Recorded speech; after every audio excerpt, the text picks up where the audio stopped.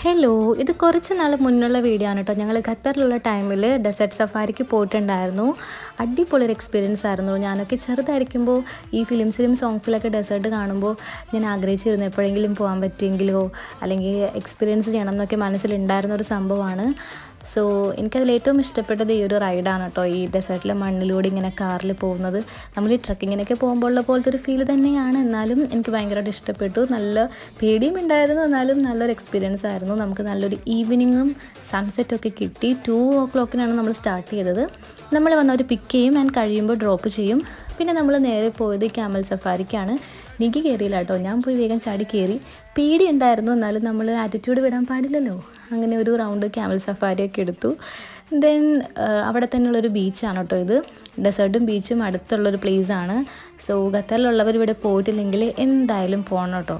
നല്ലൊരു എക്സ്പീരിയൻസ് ആയിരിക്കും. അപ്പോൾ ഇത്രയുള്ളൂ. ടാറ്റാ.